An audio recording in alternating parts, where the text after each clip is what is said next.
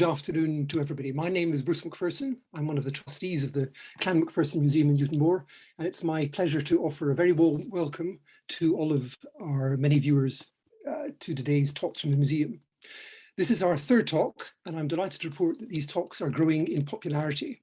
The number of people watching them live and recorded has been steadily increasing since our first talk in June, as has the geographical spread, and we can now boast a global audience. And interestingly and delightfully, of that audience, not all are Macphersons. Today we're in for something of a treat, a tour of our recently refurbished museum, which has emerged from lockdown, not merely with a new roof, but with a wonderful new look and a retelling of our story. A recent visit to the museum described how her partner was so pleasantly shocked. He'd been expecting, she explained, a really stuffy old local museum, and instead got lots of great art and graphic design and social history stuff. The visitor herself described the new display as a triumph. The trustees of the museum are hugely indebted to the many people who've contributed towards the refurbishment of the museum, public bodies, members of the Macpherson Association, and friends of the museum too. We're also hugely indebted to Dr. Jim and Mary Macpherson for not only envisioning what we see today, but whose hard work has made it into a reality. For those who don't know them, Mary and Jim are academics, specialising in the history and culture of the Highlands since the 18th century. Mary wrote her PhD at St Andrews on James Ossian on James Macpherson of Ossian fame, whilst Jim has been teaching and researching connections between the Highlands and the Empire during the 10 years he spent teaching at the University of the Highlands and Islands. Both are currently writing a book about James Macpherson's history writing, and how he functions as an Enlightenment man of letters, which will be published by Edinburgh University Press next year. Marie is the development officer at the Clan Macpherson Museum, and together they form the exhibition subcommittee of the museum. Today's talk has three parts: a short film about the museum and the collection, a brief interview with Jim and Mary, and then the opportunity to ask questions, whether in text or in person. Without further ado, let's go straight over and view the film and admire the latest carnation of the Clan Macpherson Museum, something that builds on a great legacy, one of Scotland's first clan museums into which generations of Macphersons have devoted so much care, love and attention. Thank you, Jim. Thank you very much, Bruce. That was a very, very kind introduction. We're going to start up the film, but in case this doesn't display properly, don't worry, we'll make it available on our YouTube channel afterwards as well. And after we've played the film, we'll pop a message in the chat as well. So you should be able to access it there. And if not, we'll send the recording of this round with a link to the film as well. So we have tried it out. It should be working, but technology is always more fickle than we like. So we'll give it a go.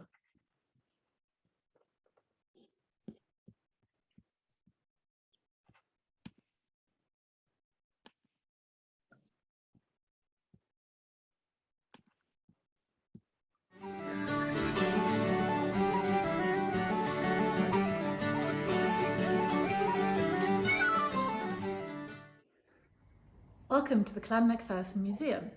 It's the home of the clan, the home away from home, and the home for visitors who are both Macphersons and folks who'd like to experience a good bit of Highland hospitality. Our home has several rooms, and it houses the relics and treasures of our broad community and our family. In this first room, we introduce you to our chief, Jamie, and all the insignia that make up our clan family. There are lots of cats. You'll see our motto everywhere, touch not the cat, but a glove. And you'll see our genealogy of the chiefs and our lineage behind you. So you know why this man is who he is and why he's important.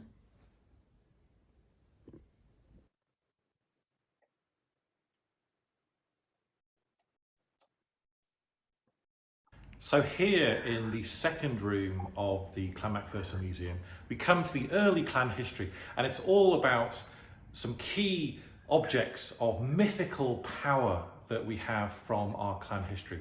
First and foremost, we have the green banner here, which carried into battle ensures that the Macphersons will not be defeated. To the right here, we have the Black Chanter, which has similar magical properties, ensuring victory for the Clan Macpherson. It falls from heaven at the Battle of the North Inch in 1396. And then over in this corner, we have one of the most prized objects in the whole museum, Jamie Macpherson's fiddle, smashed on the gallows before he was hung at the beginning of the 18th century.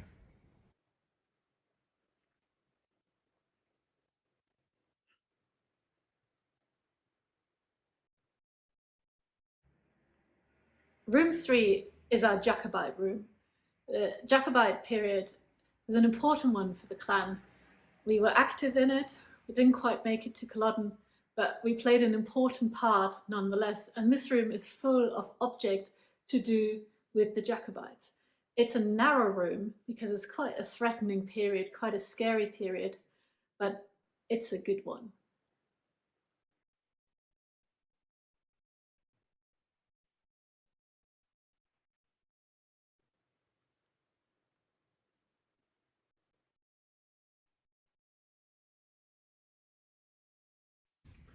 So after the dark and scary Jacobite period, we enter a new, bright, airy space in the museum where we talk about the later 18th century. And here Macphersons are recovering from the catastrophe of the 45, and they're going out into the world and making their fortunes.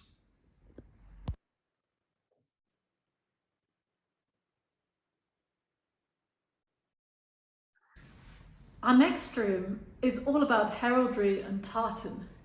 We put them together because they're both visual signifiers of identity. They tell you who you are, but they also tell others who you are. You know I'm a Macpherson because I'm wearing this tartan, and they're both things that became codified and recognized in their codes at about the same time, roughly between the 18th century and the Victorians. So in the next room at the museum, we move from tartan to this magnificent image of Old Cluny, the 20th chief, who really establishes this image of the tartan-clad Highland chief. It's quite an extraordinary image, and it reflects the significance that Old Cluny and his family had during this era. They are great friends with Queen Victoria. They influence Victoria's love of all things Highland. And part of this room features that very close relationship between Old Cluny and his family and the royals themselves. We also talk about how Macphersons continue to go out into the world, how empire is this great work that Macphersons do across the globe.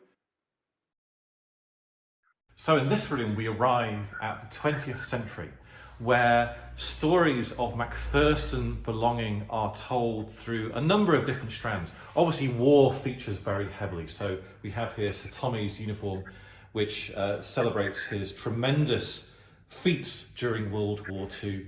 But we also have lots of other stories of belonging, such as sport, shinty here, and piping. The final room, Clan and Community, is all about the museum, the Clan Macpherson Association, and celebrating clanship around the world. One of the events we're highlighting is the annual gathering in Badenoch. Takes place every August, and cousins from around the world get together for a weekend of clan fun.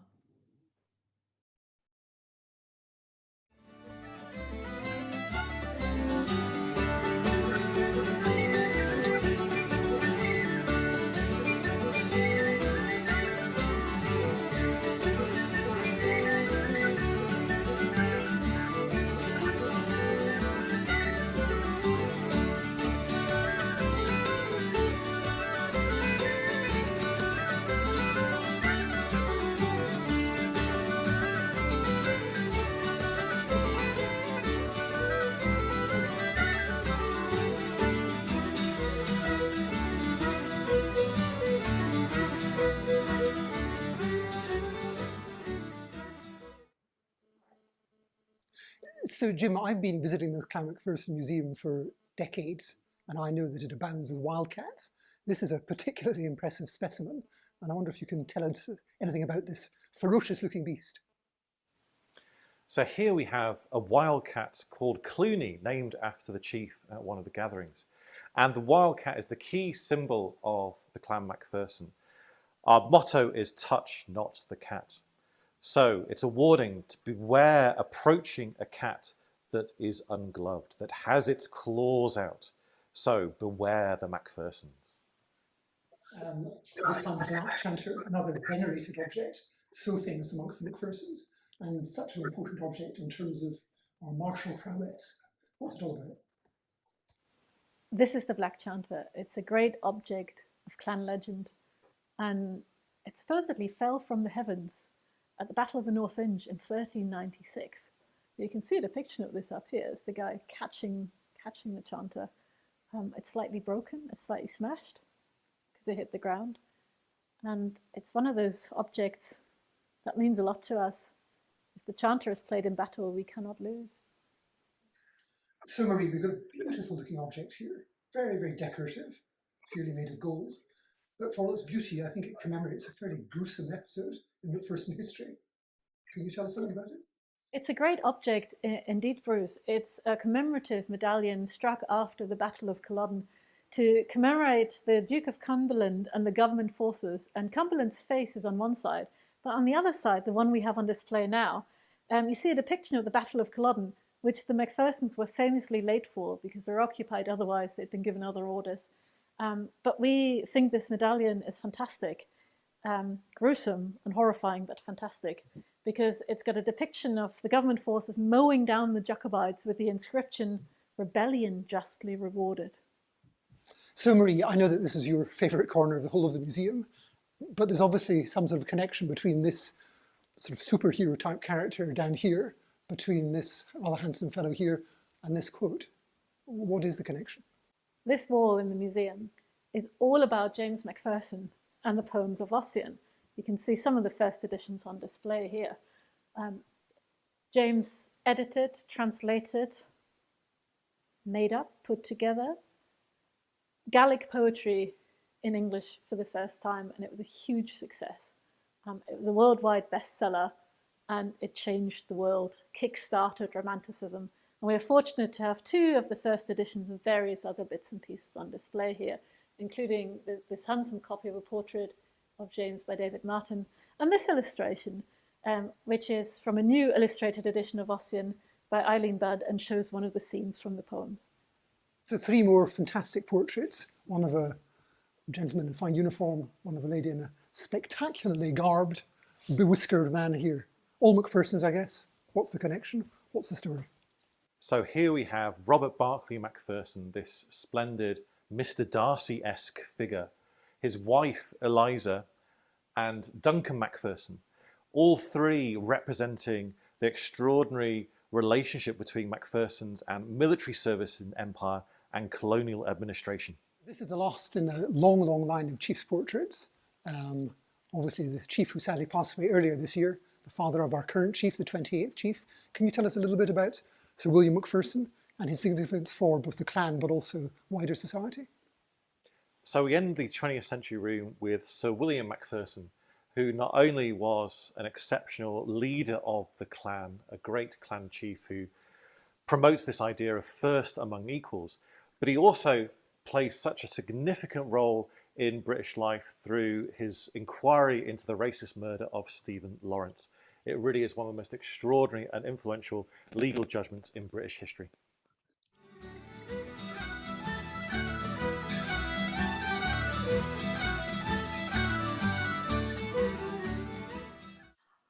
My visit today was absolutely amazing. The museum is incredible.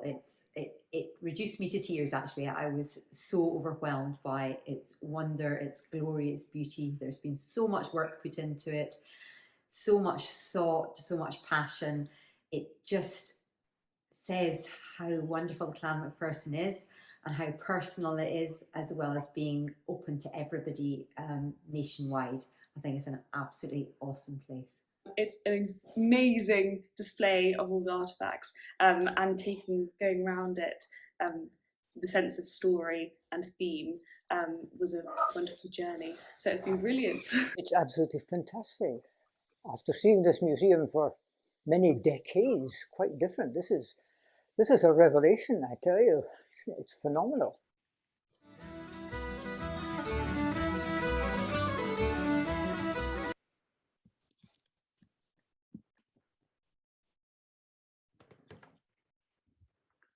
Right, there we are.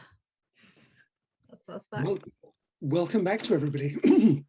And I hope that people have enjoyed what was really just a snapshot of a very exciting museum, which has really been transformed thanks to the work of Mary and Jim.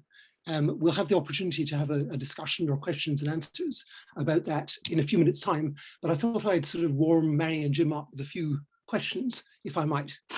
Firstly, your work has clearly been a colossal undertaking, and we're very fortunate to have had access to your vision, professionalism, your creativity, your expertise, but also your very practical hard work at pulling everything together. But perhaps you could tell us all, how did this come about, and how were we lucky enough to have access to you both? Mm-hmm. Well, I guess it's been a bit of a journey, as they say, and it all goes back to 2015 and the Kingisi Heritage Festival, which Mari organised in conjunction with the Kingisi Heritage Society and various academics. And that was the starting point, wasn't it? Starting point. It was a heritage festival entirely on Ossian, which was massively exciting, and we brought academics and the community together. And a few members of the clan and of the museum were excited to come along, and we really enjoyed having them there, as some of them here tonight. And I think on the back of that, we got chatting with you and the former exhibitions person, who I think is here tonight as well, who we've taken over from now. And Ewan invited me to give the lecture at the gathering that year. And it sort of developed from there, and we started coming to the gathering, and you did one of the lectures. Yeah. And then your family started coming up. Yep. And eventually we ended up on the committee, and there we are. And that's how it goes. And I'm delighted we do have you both there, and that you're involved not just in the museum itself, but in the gathering and the wider aspects of the Macpherson Association. For those who remember the old museum, if you like, and my memories of it date back decades. For those who remember the old one and compare it to what we have now, they'll appreciate the scale of the task and your achievement. But how do you actually go about doing something like what you've done? Because it obviously takes huge imagination, creativity, and just of intellectual horsepower to get your head around such a collection and to present it in such a compelling and refreshing way. It took a lot of whiskey and a lot of gin to get there, I think. But it was all prompted by the need for a new roof for the museum, and this new roof necessitated emptying the exhibition space completely, which sort of left us with a blank slate to reimagine what it might be. So we started literally with a blank piece of paper, thinking about how we might divide the room and how we could communicate the sense of home, that the museum is the home of clan members worldwide, and how we can share that, invite people into our home. And that's sort of how the rooms came about. And then there were various stages of reading, writing, editing, making, lots of things. So I remember this time last year when we were putting the new roof on, and Angus, the convener of the museum, was floating this idea that, well, this is a great opportunity. Why don't we do something about the exhibition itself and do that in a new and exciting way? So this time last year, I was literally going through the wonderful database that Ewan has compiled over the years, going through each and every object and thinking about them as objects themselves, thinking about the stories that they tell, not just in terms of clan history, but the wider history of Scotland and Scottish engagement with the rest of the world. So yeah, it was a slow old process of gradually accumulating an understanding of what wonderful things we had and what wonderful stories we could tell with those objects. So that was where we were this time last year. Were there any revelations? I mean, did you sort of come across things which you'd never discovered before in terms of artifacts, or were there aspects of Macpherson history or Scotland's history that you suddenly thought, wow, goodness me, never knew that? So in terms of the objects, it was really revisiting them one by one rather than seeing them en masse, if you like. It was a really exciting exercise because it made you look at every single thing and think about them. And it made you, for me particularly, the portraits jumped out. They've always been there and they've always been massive, but suddenly seeing them on their own and thinking about them made a really big impact on me. And I really enjoy saying hello to them all. We have a sort of a few favorite things that happened. One of my favorite things is that we have all three of our taxidermy cats in the exhibition now. One sits above the shop, one is in room 1, and one nightmare cat is in the cave. We love that we managed to build the cave. We have 2 small spaces within the exhibition that are sort of slightly different. One is what we call Clooney's Cave, and it's a space for children and dress up and all sorts of things. And it's dark and it's got a starlit ceiling. And we put this really scary looking cat in that we think featured at the first gathering in 1947. So we're excited. It's a cat with a good story in and of itself. And we also put a media room in, which we'll be looking forward to doing exciting things with. So for me, the cats are, I love having them there. I think they're a great thing for folks to see and enjoy and get to know. And we had fun being silly with them as well. Yes. And saying hello to them and that kind of thing. Well, perhaps we should add that no animals were harmed in the making of this museum. Absolutely. New cats. But my final question before we hand over to the viewers is that it's really one of perception that some people, probably not the people gathered here today, but others might be driving through Newtonmore and see advertised the Clan Macpherson Museum and think, but I'm not Clan. I mean, I don't really know what a clan is. I don't belong to one, or I'm not Scottish or whatever, and I'm not a Macpherson. Therefore, I'll maybe just drive on because there's nothing in it for me.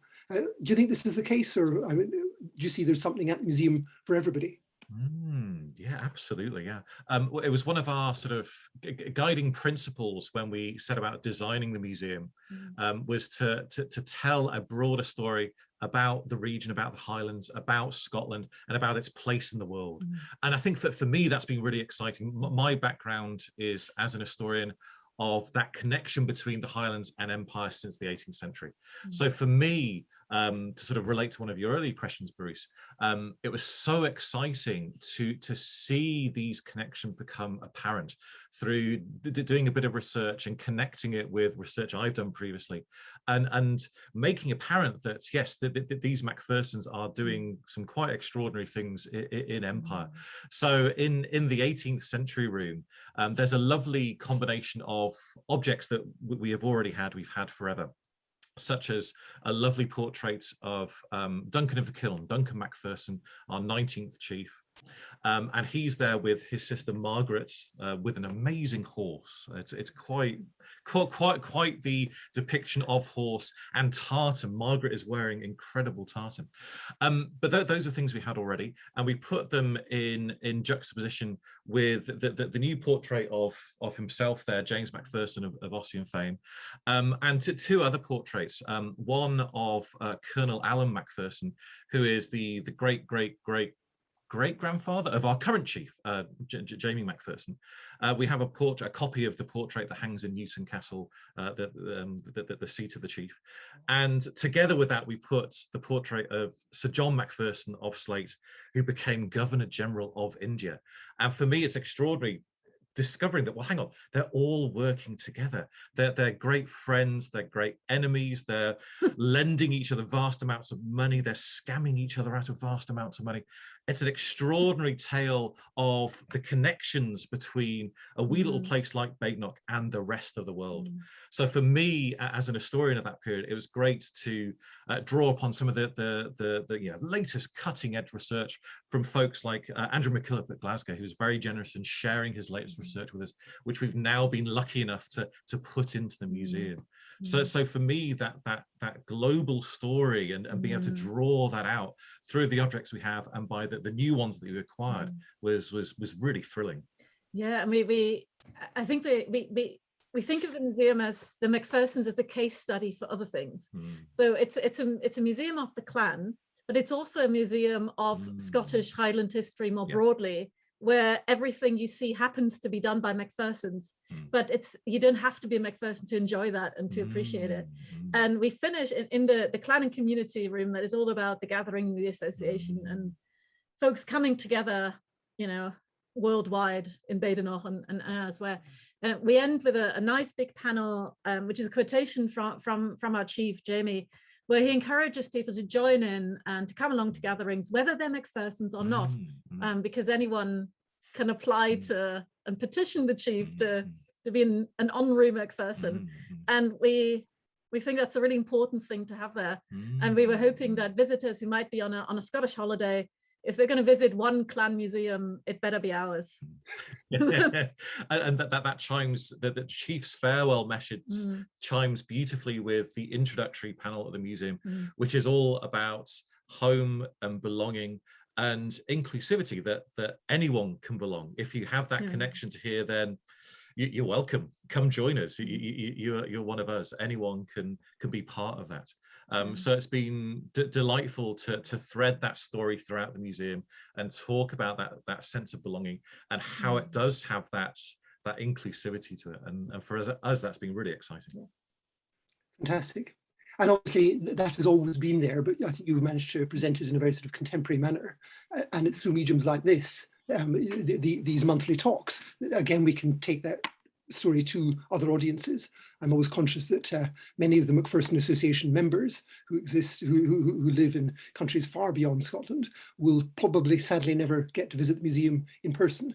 But this event day, our electronic museum and so on will help them to do so.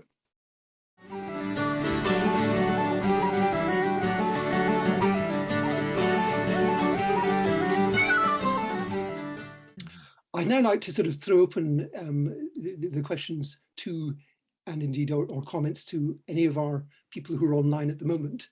I understand there's two ways of submitting questions, either through chat, and we've had quite a number of lovely comments on the chat so far, or else by putting your hand up. Are you conscious, Mary or Jim, of anybody who's put their hands up? May I say? Of course, Sheila Noble, yes. Sheila's a former trustee of the museum and a former chairman of the association. So it's lovely to have you with us. First of all, I really would like to congratulate Mary and Jim on the tremendous job they've done. It's been a huge amount of work and it looks absolutely superb. And I'm very pleased to know that you've included the cat that lived in my hall in our home in Inverness for my entire childhood. We called him Jeremy, and my father always put his Balmoral on the upward paw. I've got two questions. What about the Epern? Do you have a story beside the Epern? I find it a little bit odd that it's in a corner and not on on a central display, but I appreciate that you've got you're confined by space. But do you have the story of the Epern beside it? Yeah, we do. The Epern has been a very tricky thing to accommodate. It's for those of you who've not seen it yet, it's a massive silver candelabra. Imagine a really big one and then triple it. It's giant. And it tells an amazing, wonderful story. And we try to design the space in such a way that it could be in the center and you could walk around, but it just didn't quite work out with the media room and everything as well. So we've put it where it is because it lures you in from room 2. From the room before that, you see it glinting there and you sort of make a beeline for it. And we quite liked how it does that.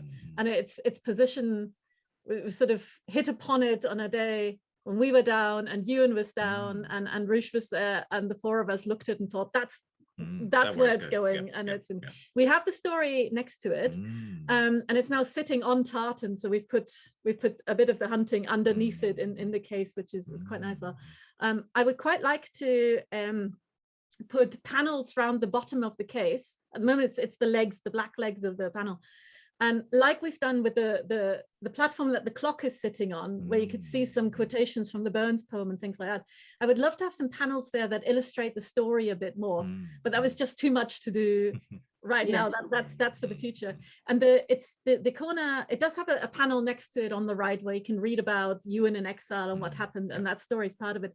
But there is sort of space around it as well for doing more interesting things. So it's one of those things that we're mulling over, and we're hoping to discuss with other people who are interested as well. It doesn't have to be us all the time. It can be. Can I just add that I think one of the exciting things about the new museum, if you like, is there's a very strong narrative to each room, but then one is drawn from each room to the next quite logically. Things are explained very, very clearly and cleverly in all sorts of different ways, but there's also a sort of compelling visual aspect to it, which is seen most vibrantly in the colours, which I see Hugh Sheep has mentioned in his comments, but also in terms of some of the physical exhibits. So you glance up from one room and you see something in the next, and you think, wow, gosh, I'm being drawn further into this whole story. And I think that where the O'Purn is currently positioned is characteristic of that. And I think that there's also something quite, of course, yeah, it'd be lovely to be able to walk all the way around the O'Purn in a massive space, but alas, that hasn't quite happened. But there's also something I think quite revealing about the fact that you can't quite see Ewan Macpherson Clooney's face. He's sort of partially hidden because this is the only facial representation we have. We have no portrait, we have no drawings. That there is nothing to indicate what he looked like. So it's actually quite sort of poetic that we can't quite make him out from where he is. We can see Hector Munro on the horse handing over the shilling and letting the fugitive out of his grasp. It's absolutely fantastic. What a great story we have there. But I think that the fact that you can't quite see Ewan is actually a really neat feature. Totally accidental, of course, but that's how it's worked out, and I think that's quite a nice thing. And I think the other thing to say there is that the museum, as it is now, is meant to be a starting point. It's not meant to be some kind of static thing that looks like this forevermore. If it does, we'll be very upset. It's meant to be alive and have things changed, have things moved around, and that's part of the thinking behind it as well. So we're sort of at a starting point now, but we're really excited to see how it might develop and who would take bits and pieces and change them around, what kind of special exhibitions we have, what kind of objects we bring out of storage. And we might end up rearranging some of the rooms at some point. This is one of those things. I think of this season a little bit as a sort of fact-finding and snagging season, where we're really interested to see what visitors like, what they don't like, what they want more information on, what they feel like is not quite right, what's missing. And it's sort of part of that. So we're collating a long list of comments to see what people want more of and so on. And how that works. Yes, I mean that was going to be my next question, was are you going to be able to rotate the exhibits? Because I know the archive room was full of things that couldn't get into the museum as it was. So you are intending on rotating the exhibits as on a regular basis.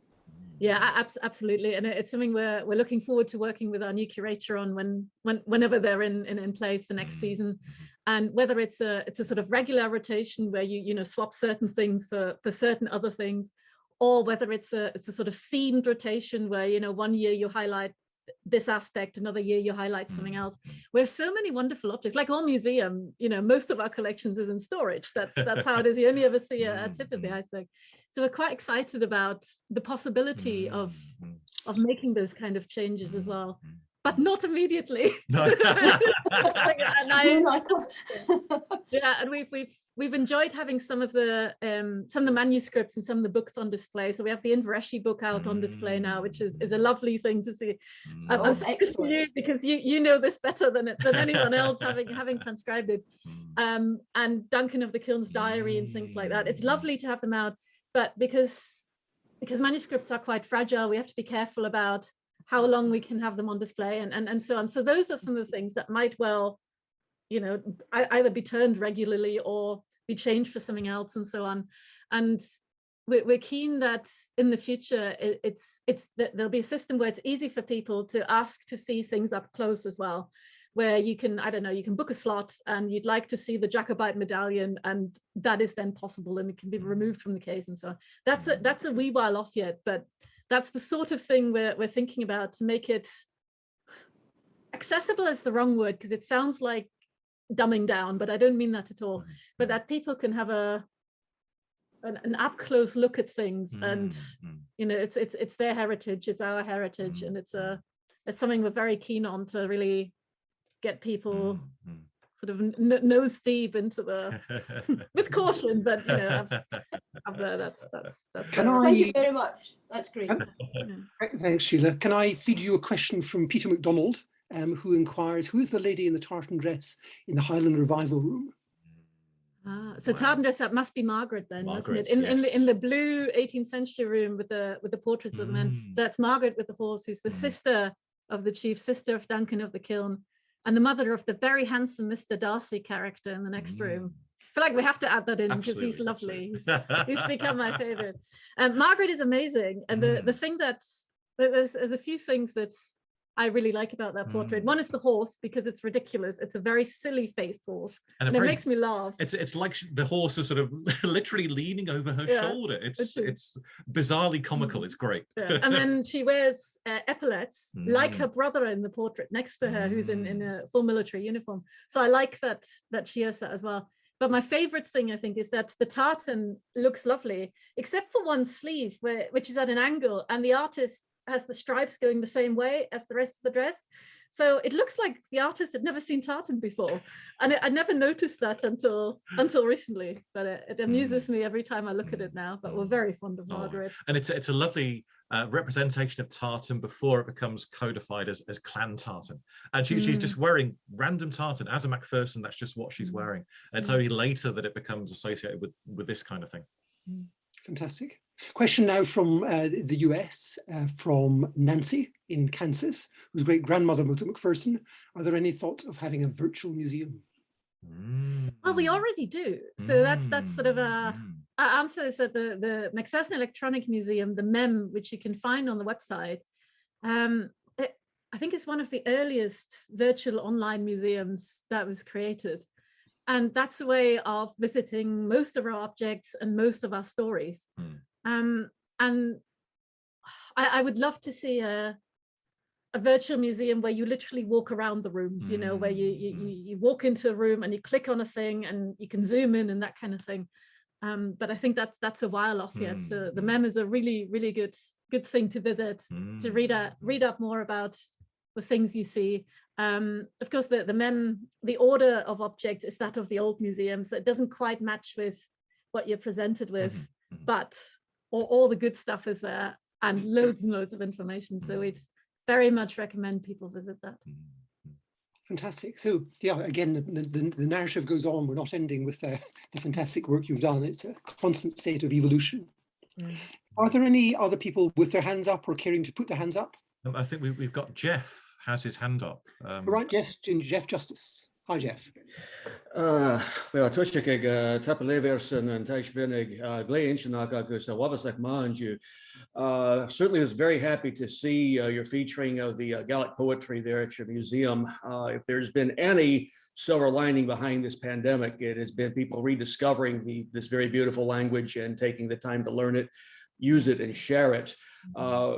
How prominently beyond the poetry is Gaelic featured in the museum, such as the commentary on the exhibits and so forth? I think not as prominently as we would have liked for time restraints. At the moment, we weren't able to do it all. I would love to have a bilingual exhibition. I would love to have an audio tour in Gaelic and all that kind of stuff, an audio installation where you pick it up and you listen to it. So for us, the poetry on the wall was a way of starting that conversation and making that happen. So we have bits from the chanter, and we have the elegy that was composed after Ewan of the 45 died, with a stanza where he sounds like an Ossianic superhero, which we quite like. Yes. And then bits of the poem written against Dr. Johnson's visit, which is sort of the most polite bit we can manage.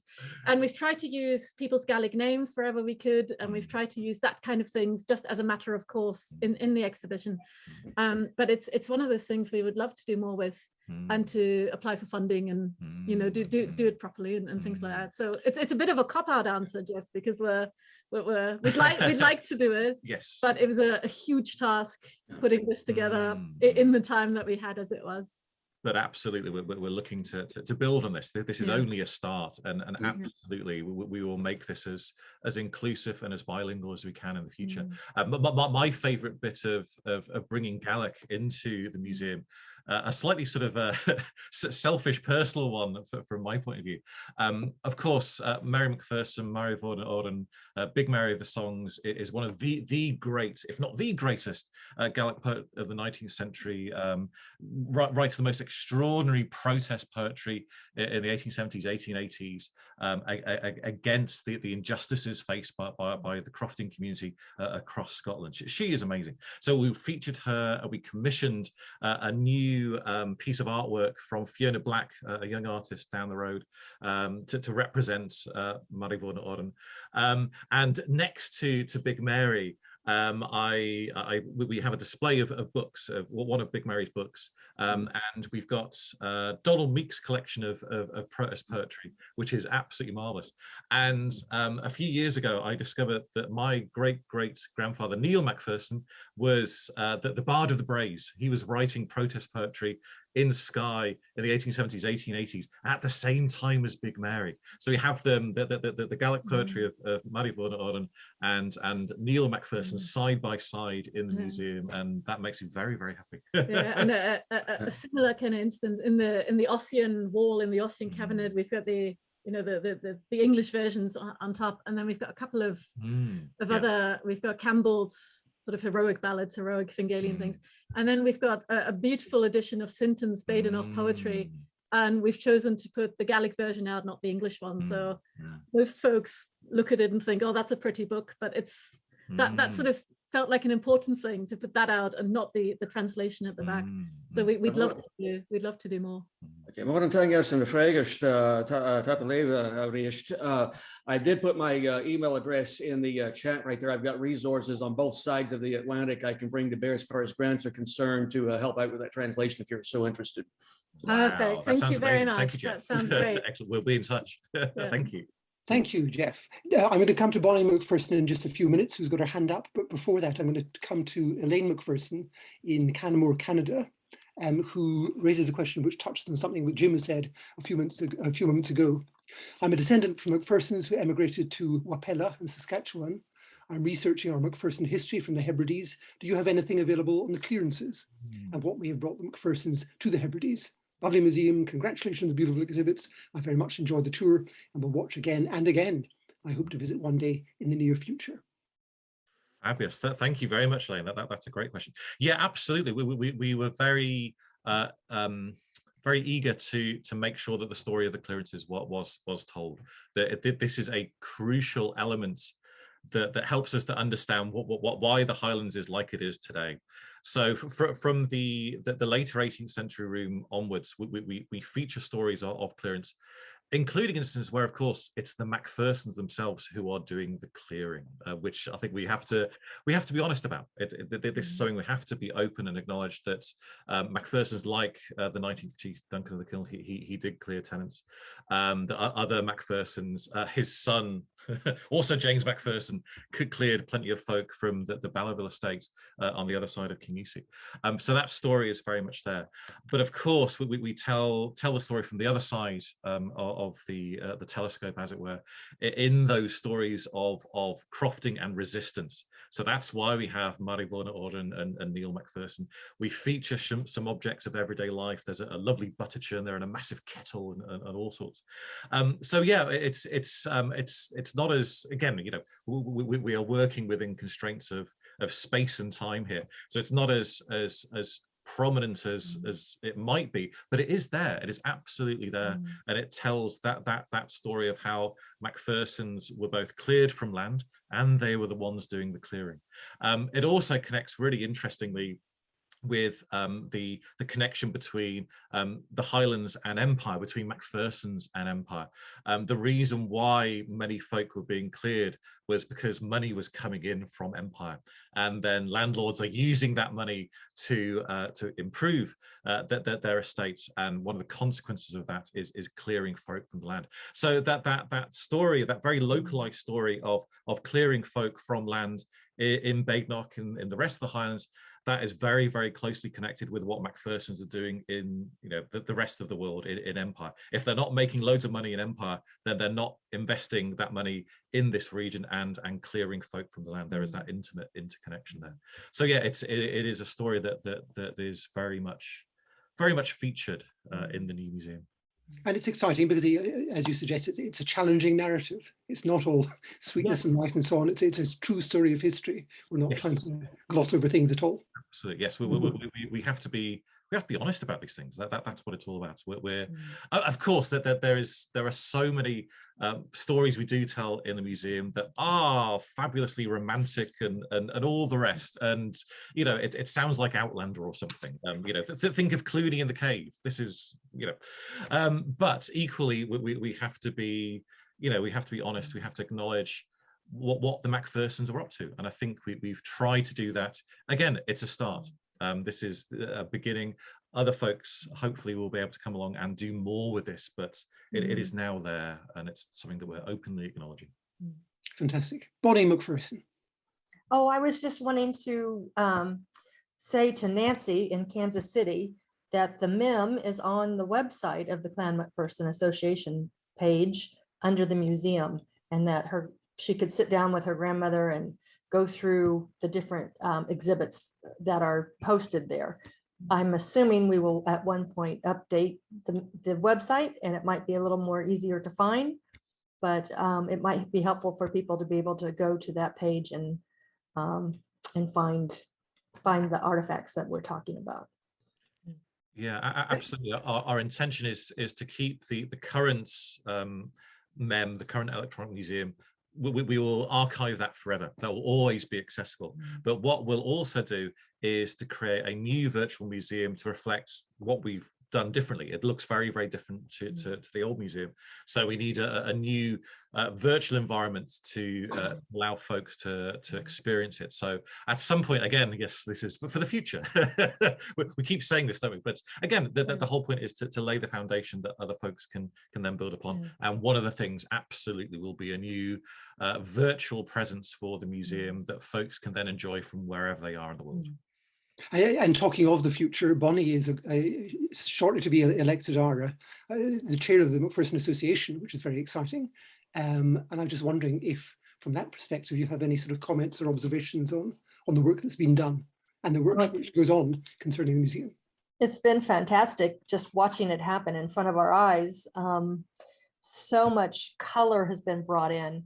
I loved the museum when I first went. It was very interesting, and all the stories that were put around, and couldn't imagine what they were going to make of it when they came forward, that they were changing everything. And what a surprise, and so lovely. Ewan Macpherson was very instrumental in the beginning, and to see his work kind of morph into something as it is now is fantastic. I commend you all. I know you've kept him in the loop of different things that you've been working on. So fantastic. I really look forward. I'm jealous that I haven't gotten to be there. As soon as the borders open for us, and I don't have to be quarantined and I don't have to take 3 COVID tests, I'll be there. And I think morphing is a really good word there, Bonnie, that it's not something new from scratch that is totally unconnected to what was there before. It looks very different and the words are different, but it's the same stories. It's the same, and I think it's the same joy that we've always had when visiting the museum. And what we've really loved is taking elements of the old museum and reimagining them, I suppose. Yeah. So you'll recall that in the old museum, Jean Noble did some wonderful wee line drawings to illustrate certain events, especially from our early clan history. Of course, we have very little visual representation. So she did these back in the 1980s, and they're wonderful. And what we did for the story of the Black Chanter was to take an image from that, and Murray did some amazing magic with Photoshop to take it from this wee image into a meter and a bit high image of the soldier catching the chanter. So it's been lovely to reimagine old design features from the previous museum and then make them anew into the new museum that we have. So it's been lovely to reuse and reimagine.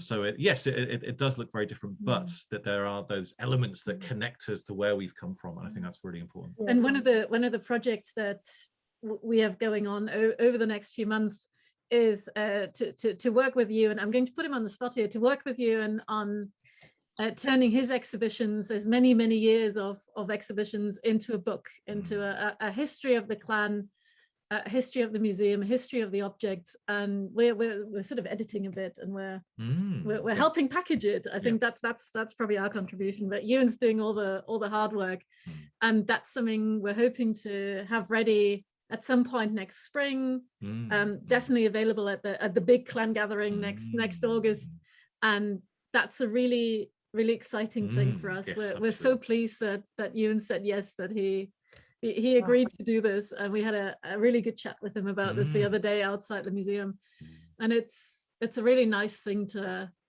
sort of not just it's not sort of a firm boundary that we had this and now it's gone, and now we have this. It's things work together, totally, in unison, and we're not trying to get rid of what was there in any way. So we're really pleased that that's coming together and preserved as a book for folks to buy and take away and read in more detail. I think it's a really nice thing. As with any modern museum, there's only so much text you can put in.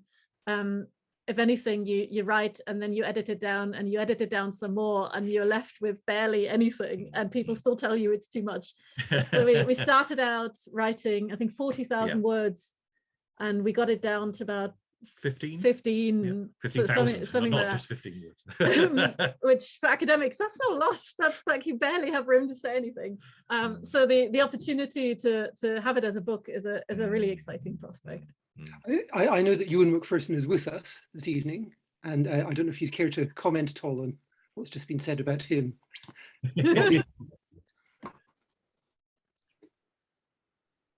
Yes, no, thank you very much, and I shall continue to promise to work and continue working hard on the book.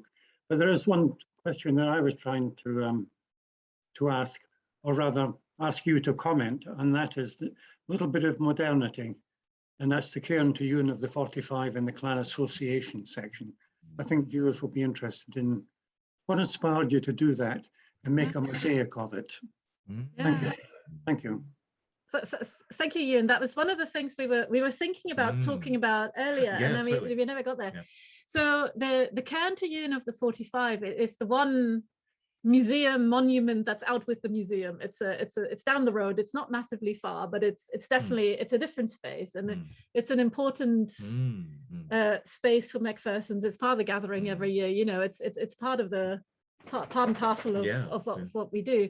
And the cairn itself is constructed with stones from around the world, constructed from stones that were sent in by members from just about everywhere. Ewan, I know you sourced quite a few of them because I've seen the book that says where they're all from.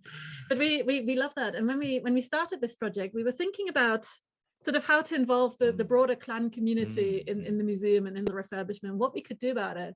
And we kept thinking about the cairn as a visual thing of a visual reminder of community coming together. We thought, how can we put the cairn in the museum? It's huge, you know, you can't just pick it up and put it there.